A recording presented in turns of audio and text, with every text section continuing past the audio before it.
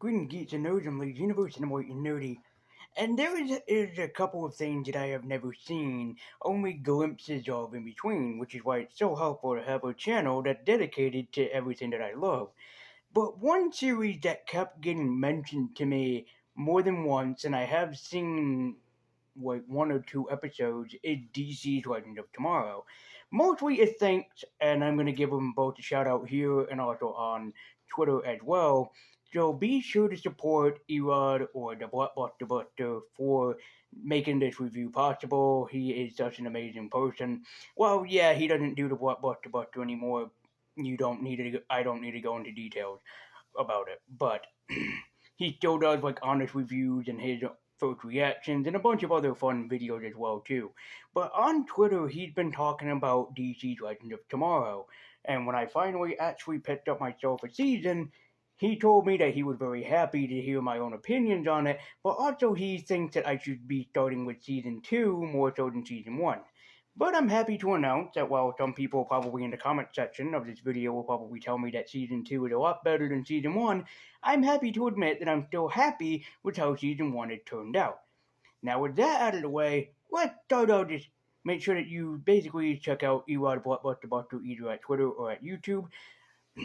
I'm not going to add both here, but you guys can go and check them out. It's Blockbuster Buster here on YouTube, and at Twitter it's Erod Buster1. So you guys can find them in any case. So with that, or you can follow me and click on the people that I'm following, and you will find him pretty easily. It's not so hard. I share and comment or tweet on a lot of his stuff, so don't have to worry about it. Now with that out of the way, let's talk about DC's Legends of Tomorrow, as it is pretty relatively easy to get your head wrapped around this strange concept. In the year 2166, an immortal man known as Vandal Savage takes over the entire world and makes it his own legion, his own place to be powerful. Only one man is powerful enough to try and stop him, a man from the future known only as Rip Hunter, who goes back into the past to recruit a team of superheroes that will save the future.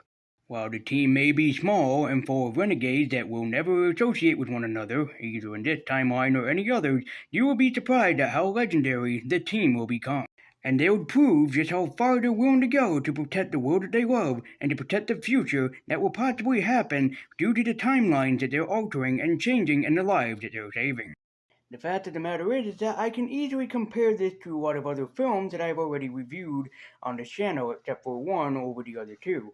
I can compare it to the Suicide Squad as well as the Losers, a rag band team of people that you don't think would get along with each other, but work together in the same goal to save the world, even though secretly they have no idea that that is the full intention of why they're together.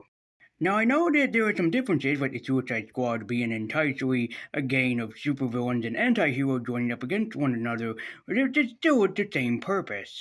To help protect the world at no matter what the cost and no matter what the villain or threat is that stands in their way. That is the true intention of both of these teams. As all three of these teams will sacrifice everything to save the lives of those who matter. Despite the cause, they will always protect those that matter more to the world.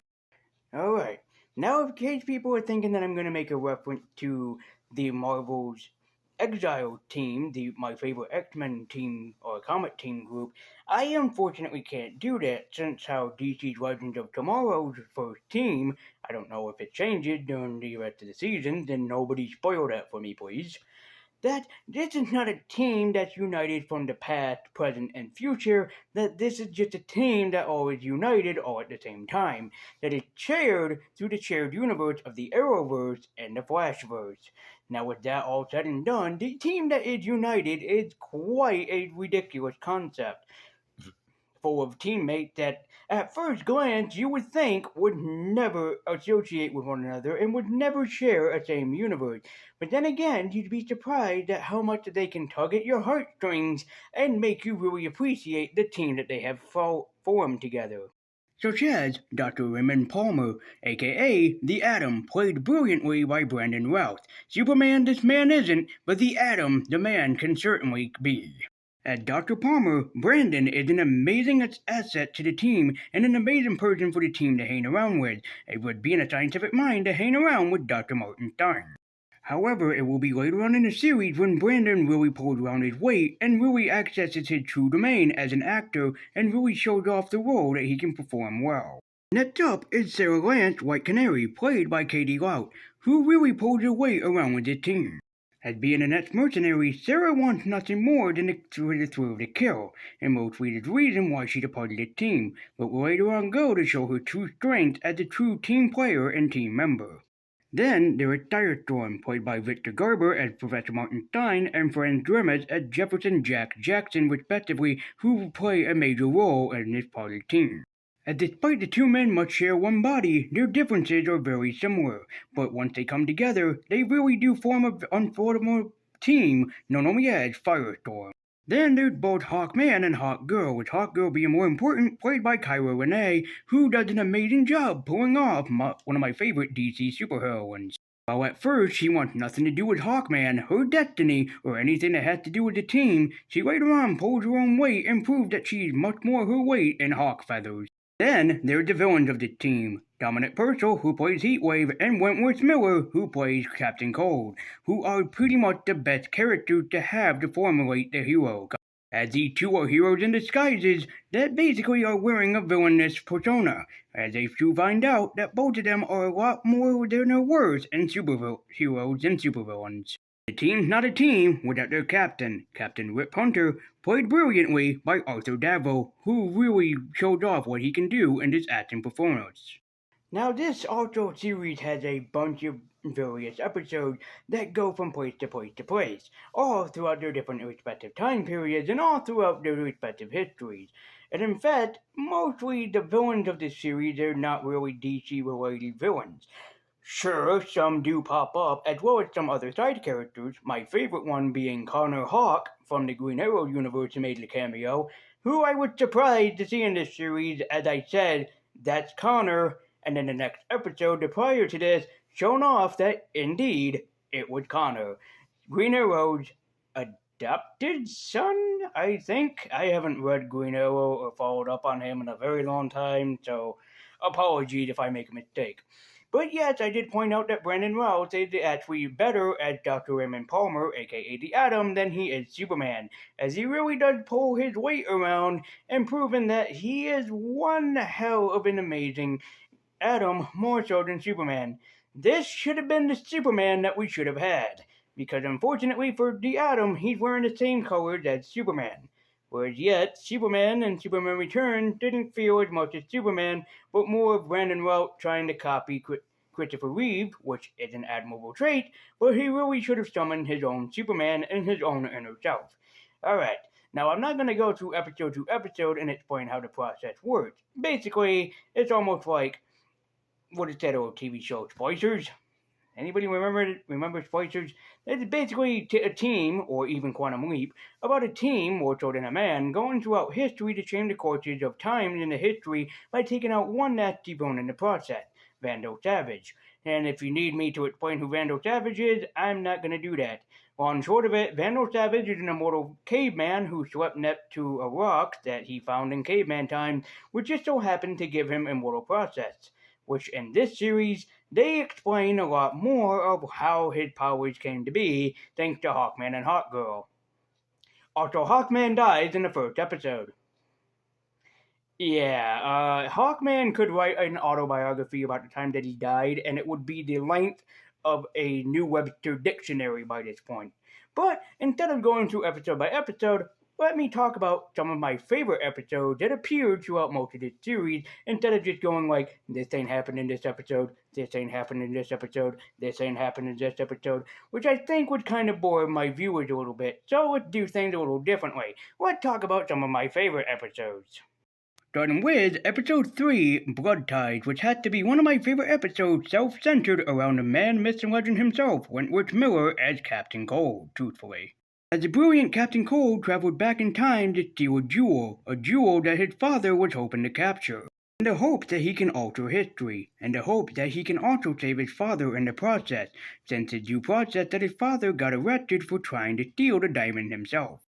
And while it is an admirable trait, since Captain Cold said relentlessly throughout this entire series that how much that he hates his father, he still tries to save him, having some redeemable quality left inside of that cold heart of his.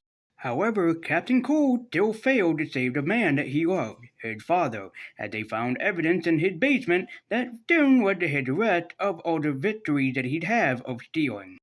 Episode 5, Failsafe, which has to do with the team trying to stop a predictable Cold War from happening and also future firestorms from being invented.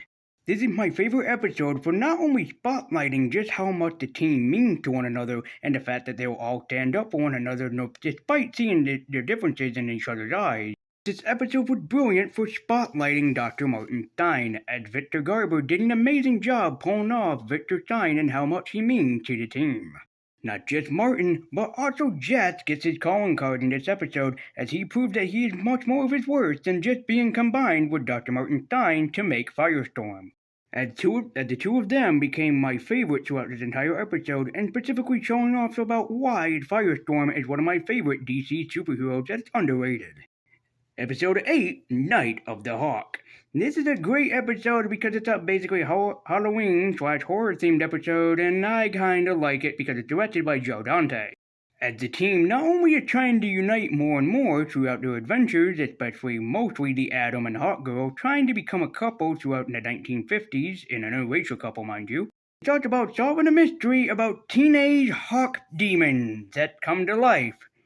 Yes, I said teenage hawk demons. It is a terrific, terrifying, amazing horror episode that should be watched during October, truthfully, because this really had me on the edge of my seat. And Joe Dante was the perfect choice to direct a horror-themed episode, as he had horror hidden underneath his belt, and he pulled off this episode with quite a spectacular fashion. Episode 11, The Magnificent Eight. Yes, it's a parody of the Magnificent Seven movie, but this episode has to do with one of my favorite underrated DC superheroes, Jonah Hex, as the team traveled back in time to 1871. But not just any 1871, as this time period is away from the Time Masters that are tracking down our main heroes. It's an old Western-style fashion deal that had to do with the immortal Jonah Hex helping out the team, and I gotta say, it was quite a hootenanny of a time. And despite Jonah Hex being in the episode, it quite possibly had to be my favorite performance of Brandon Routh, trying to prove himself to be much more than just an asset to the team, but a superhero to history. Episode 12, Last Refuge, had to have my favorite story of the entire team, or of the entire group. As there is a time hunter, known only as the Pilgrim, the team's most lethal enemy, going after them in different points in history, so it's up to the team to save themselves.